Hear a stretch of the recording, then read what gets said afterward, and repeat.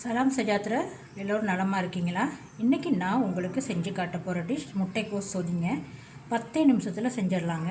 முட்டைக்கோஸை விரும்பி சாப்பிடாத குழந்தைங்க கூட இதை விரும்பி சாப்பிடுவாங்க. அவ்வளோ டேஸ்ட்டாக இருக்குங்க. ஸ்கிப் பண்ணாமல் முழு வீடியோவையும் பாருங்கள். வீடியோக்குள்ளே போகிறதுக்கு முன்னாடி ஸ்டாப்பாக ரெசிபி சேனலை சப்ஸ்கிரைப் பண்ணாதவங்க சப்ஸ்கிரைப் பண்ணிடுங்க. வாங்க வீடியோக்குள்ளே போகலாம்.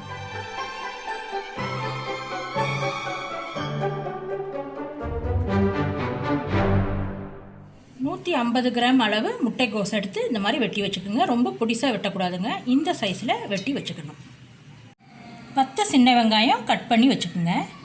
கருவேப்பிலை ஒரு கைப்பிடி, பழுத்த மிளகாய் 4, தக்காளி பழம் 1 பொடிசாக கட் பண்ணிக்கோங்க. 5 பல்லு பூண்டு தோலோடு இடித்து வச்சுக்கோங்க.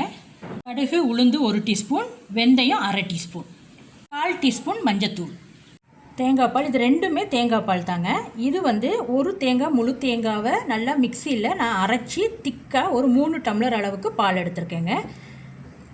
இது அதே பூவை நான் இன்னும் கொஞ்சம் தண்ணி சேர்த்து கொஞ்சம் தண்ணியாக 2வது பால் எடுத்து வச்சுருக்கேன்.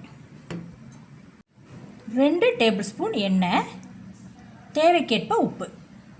ஒரு பாத்திரத்தை அடுப்பில் வச்சு எண்ணெய் 2 டேபிள் ஸ்பூன் ஊற்றி சூடு பண்ணியிருக்கேங்க. இப்போது நம்ம கடுகு உளுந்து வெந்தயத்தை சேர்த்துடணும்.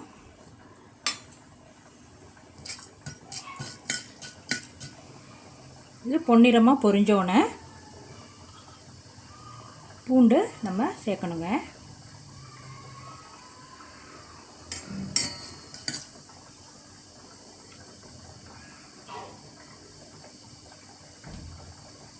பூண்டு நம்ம சேர்த்துறோம்.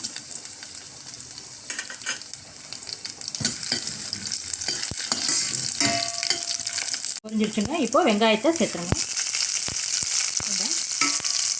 வெங்காயம் நல்லா பொரிஞ்சிருச்சுங்க. இப்போ நம்ம மிளகாயை சேர்த்துருங்க. இது ஒரு 1 நிமிஷம் அப்படியே வதங்கட்டுங்க. மிளகாய்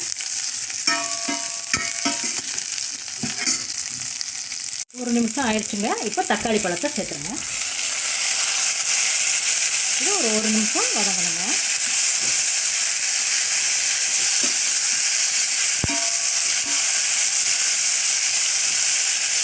தக்காளி வதங்கிடுச்சுங்க. இப்போ நம்ம கருவேப்பிலையை சேர்த்துருவோம். இப்போ உப்பு நம்ம தேவைக்கேற்ப உப்பை சேர்த்துருங்க. மஞ்சத்தூளையும் சேர்த்துருவோம். ஒரு கிளறிட்டு வெட்டி வச்சுருக்க முட்டைக்கோஸை சேர்த்துருவோம்.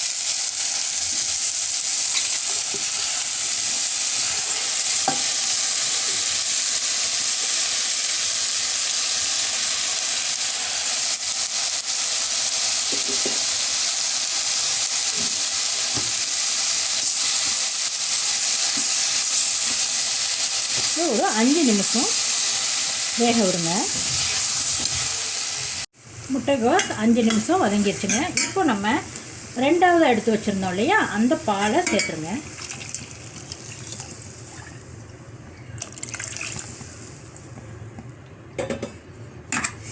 பாலை சேர்த்து உப்பு பார்த்துக்குங்க. உப்பு பார்த்துட்டு ஒரு 2லேருந்து 3 நிமிஷம் வேகட்டுங்க.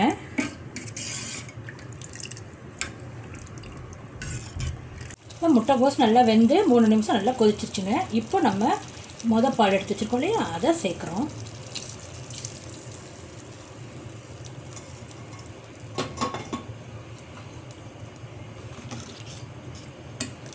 இதை சேர்த்து கொதிக்க விடக்கூடாதுங்க. மேலே அப்படியே பொங்கி வரும். ஒரு கொதி வரும் மாதிரி இருக்கும்போதே அடுப்பை ஆஃப் பண்ணிடுங்க. இப்போ பாருங்கள், கொதி வருது. இப்போ அடுப்பை ஆஃப் பண்ணிடுங்க. கொதிக்க விடக்கூடாது. கொதிச்சிச்சின்னா பால் திரிஞ்சு போயிடுங்க. சுட சுட செம்ம ருசியான முட்டைக்கோஸ் சோதி ரெடி ஆயிடுச்சுங்க. இதை நீங்களும் வீட்டில் செஞ்சு பாருங்கள் நண்பர்களே. செய்து பார்த்துட்டு உங்கள் கருத்துக்களை கமெண்ட் பாக்ஸில் பதிவு பண்ணுங்கள். உங்கள் ஃபேமிலி ஃப்ரெண்ட்ஸுக்கும் இந்த வீடியோவை ஷேர் பண்ணுங்கள். மறுபடியும் ஒரு புது ரெசிபியோடு சந்திப்போம்.